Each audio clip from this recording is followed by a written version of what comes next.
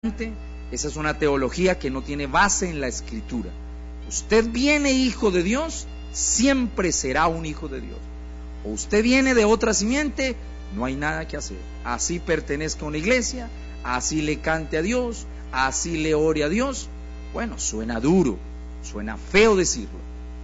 Vamos a eliminar esta imagen que tenemos ahí para poder continuar. ¿Por qué hacemos la diferencia? Porque toda la Biblia habla de eso, toda la Biblia, toda.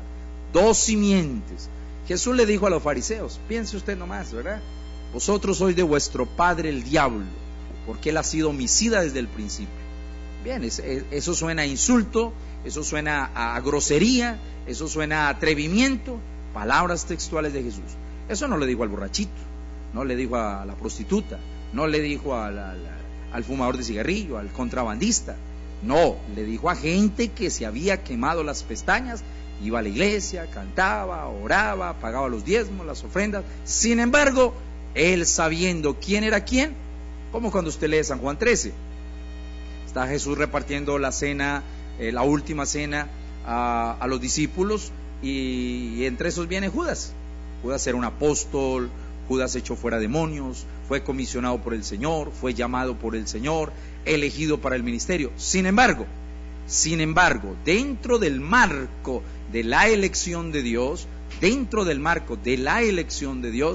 en el mismo San Juan 13 dice, todos están limpios, menos uno, porque él sabía quién le iba a entregar. Si usted sigue a Judas texto por texto, el hijo de perdición, el maligno, la simiente de discrepancia, etcétera, etcétera. Bien, regresemos a nuestro texto así nomás, y lo que vamos a estudiar, lo que vamos a ver es la simiente de la serpiente. ¿Habla la Biblia de la simiente de la serpiente? Sí habla. Vamos a mirar primero quién era, cómo creó Dios el ser serpiente, ese personaje que hoy por hoy es un reptil, hoy por hoy se arrastra, pero vamos a verlo antes de la maldición y después de la maldición. Génesis 1, 24 y 25.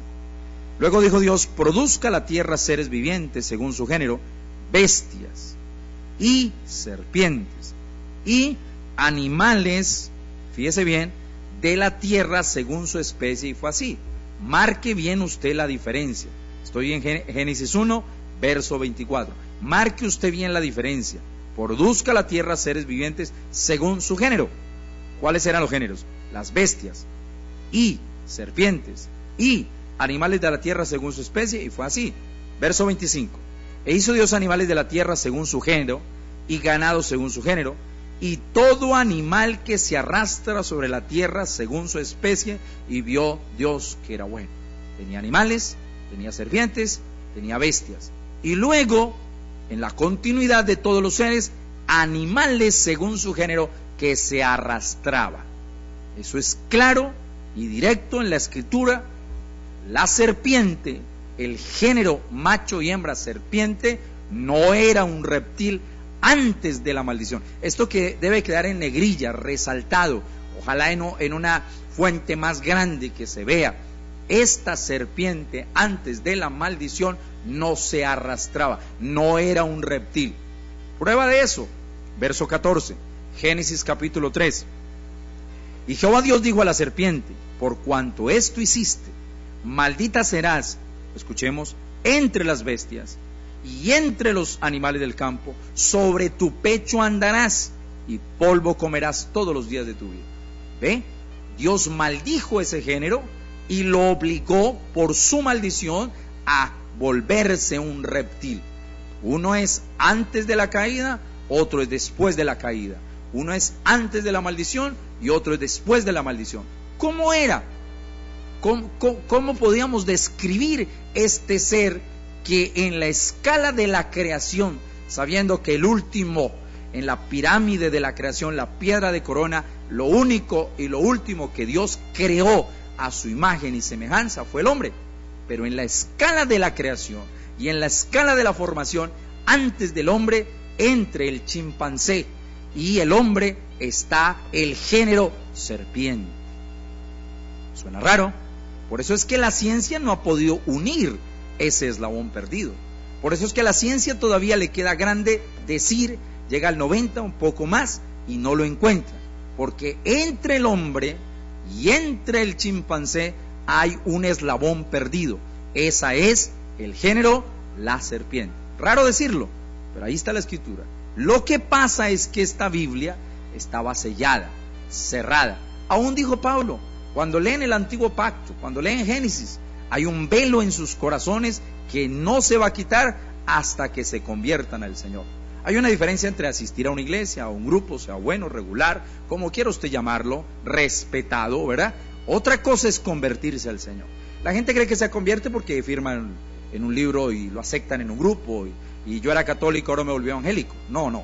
Eso es cambiar de religión, cambiar de ideas, cambiar de costumbres. Pero convertirse al Señor es que el velo de incredulidad del corazón se rompa, se quite, y el Espíritu Santo abra esta Biblia a nosotros. Entonces la Biblia no se va a contradecir. La Biblia va a ir de Génesis a Apocalipsis. Capítulo 3 de Génesis, vamos a caminar el verso 1. Pero la serpiente era astuta más que todos los animales del campo que Jehová Dios había hecho. Ahora, más es más. Más es más. Estuvimos buscando la palabra ahí para la serpiente. ¿Por qué era así más? Es la palabra mahab, en el término hebreo original o griego original. Y es mahab, conocía los principios de la vida. Si era más astuto. Entonces Dios lo había hecho de esa manera, la cual dijo a la mujer, o sea que podía hablar. Con que Dios ha dicho, o sea que tenía un razonamiento. No solamente un razonamiento para comer y dormir, no, estaba trabajando, como dijo Pablo, temo que como la serpiente con su astucia engañó a Eva, vuestros sentidos se han extraviado. Él, este ser, inspirado por Satanás, ese espíritu del maligno, o el maligno mismo, para ser más directo y más claro, ya había tomado posesión de este ser y empieza a hacer que la mujer razone, con que Dios ha dicho, no comáis de todo árbol del huerto. ¿Cómo sabía él del mensaje? El Señor ya había dicho, ya había hablado. ¿Cómo él podía entender el mensaje que Dios dijo si el único entendido era Adán y su mujer? No, solamente que esta especie antes de la maldición era muy diferente de ahí para abajo. Leamos el verso 2 y el verso 3. Y la mujer respondió a la serpiente, del fruto de los árboles del huerto podemos comer. Qué raro. Hubo un diálogo, hubo una amistad, era normal, común y corriente, estaban hablando los dos, estaban platicando. ¿Cómo es que Dios dijo esto? ¿Y por qué dijo esto? ¿Y cómo así esto? Y la mujer dijo, no, lo que pasa es que es así, así, así. Verso 3.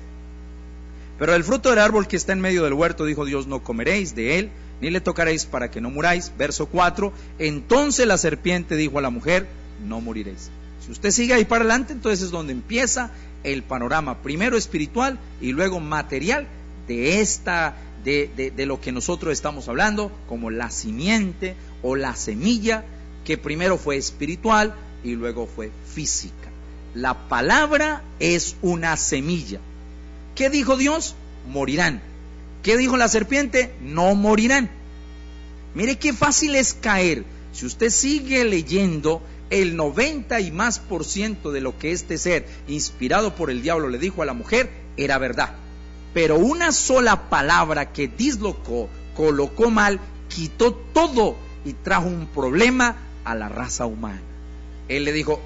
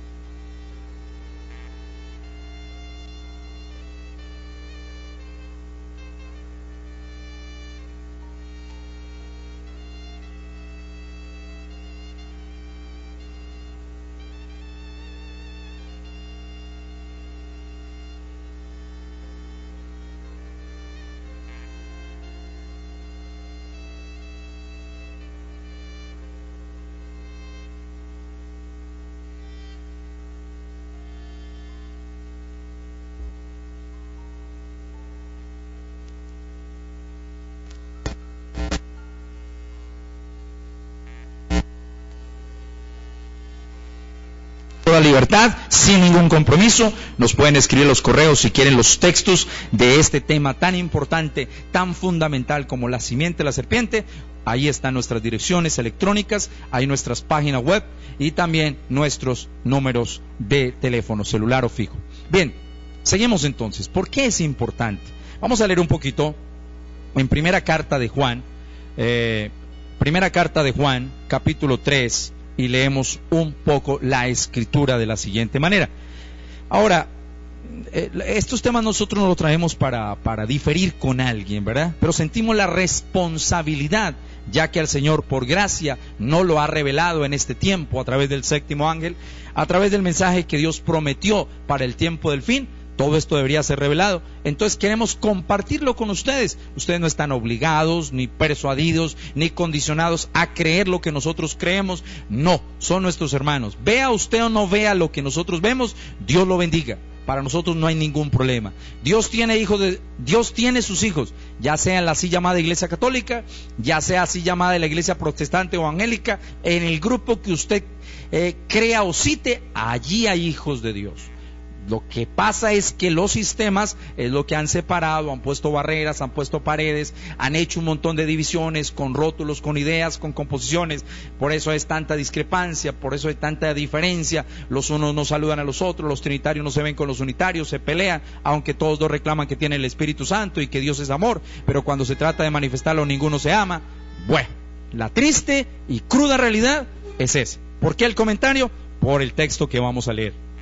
Primera carta de Juan, capítulo 3, versículo 8 en adelante, si ustedes me permiten leer, dice así a la letra: el que practica el pecado, o sea, la incredulidad, el que practica el pecado es del diablo, porque el diablo peca desde el principio. Para esto apareció el Hijo de Dios, para deshacer las obras del diablo. Verso 9.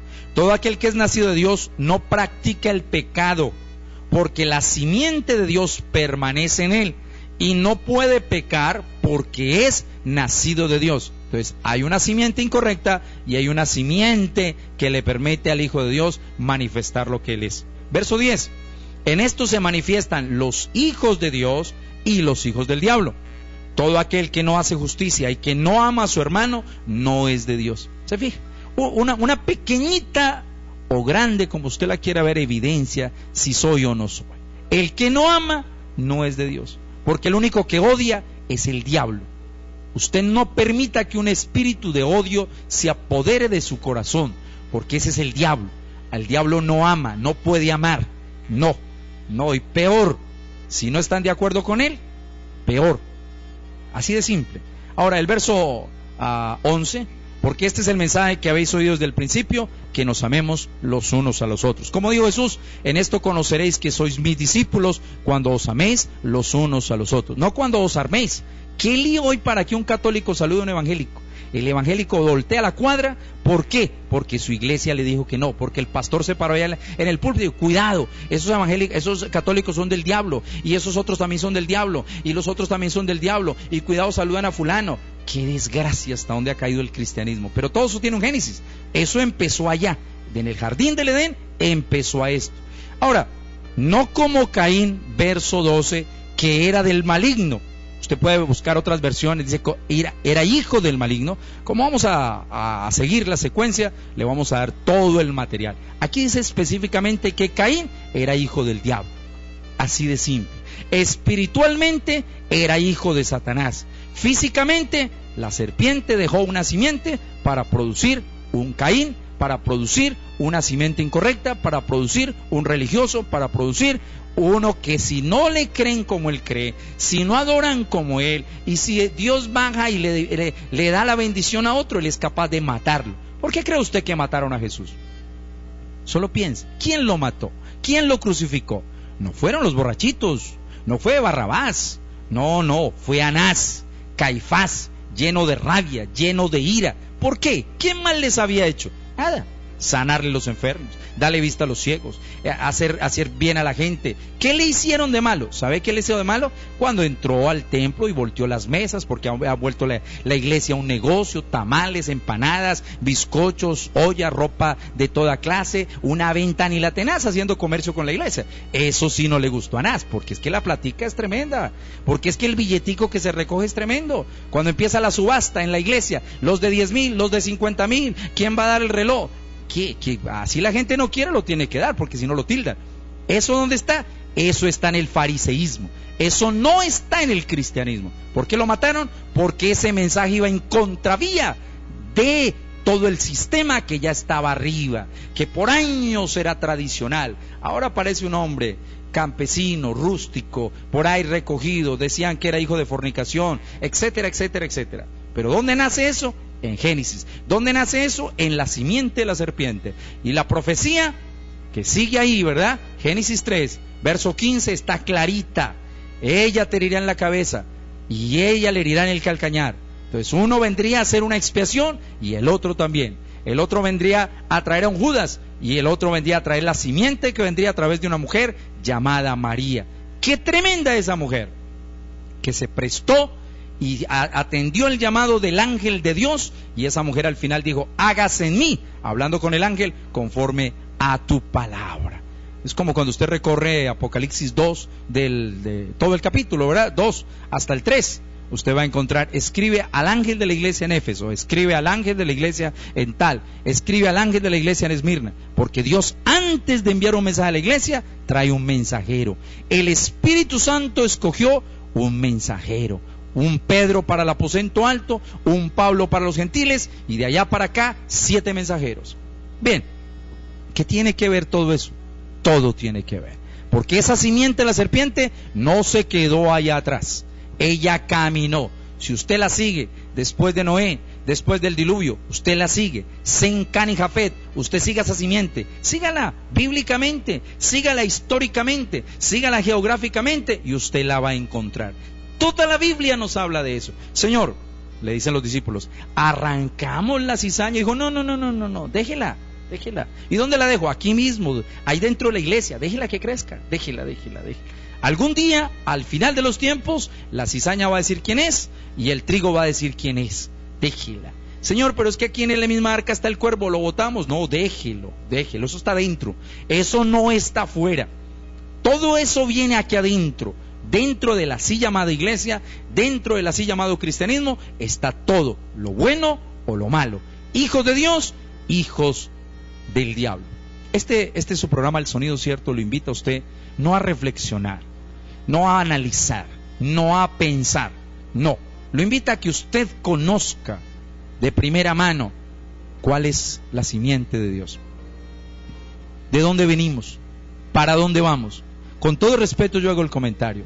No los juzgo, posiblemente no han oído más, posiblemente nadie les ha enseñado, pero usted hoy encuentra grandes catedráticos enseñándole a nuestros estudiantes en el colegio, y todavía se ponen bravos si no lo creen. Usted vino del mico, usted vino del mono.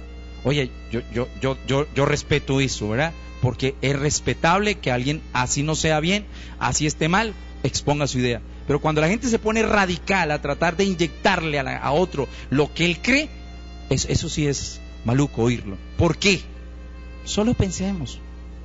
Dentro de los animales, el cerebro del elefante es más inteligente que el del mico. ¿Vendríamos del mico o vendríamos del elefante? No solo para pensar, si algún profesor, con todo respeto, me está escuchando.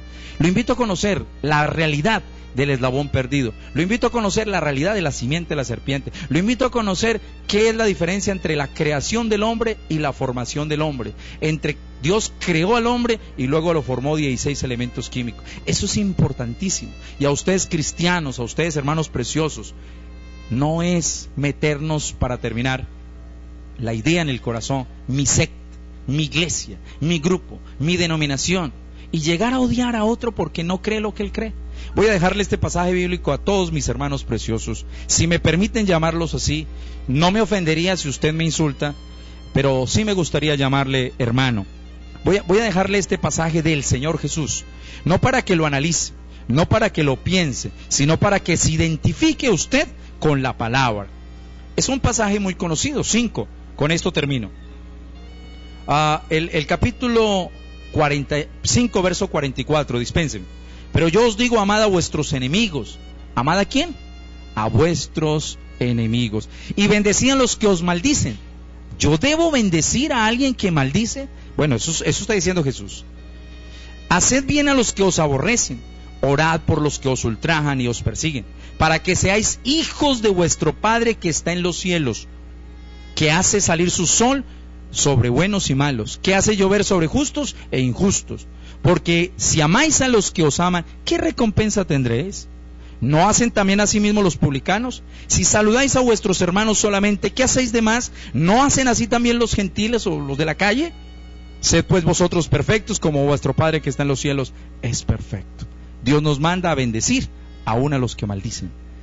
¿Cuánto más a su hermano? Posiblemente no ve lo que usted ve, no cree lo que usted cree, pero es su hermano. El Señor Jesucristo los bendiga. Este servidor Melquisedec Orozco, al final les dejará las direcciones electrónicas, nuestra página web, nuestros números telefónicos, y como está el anuncio, volveremos con ustedes en un siguiente programa. Todo este material puede obtenerlo usted completamente gratis, solamente contáctenos, cualquier pregunta en directo, o quiere llamarnos o quiere escribirnos, con el mayor de los gustos. El Señor Jesucristo los bendiga. Seguiremos en este gran tema, la simiente de la serpiente. Dios los guarde.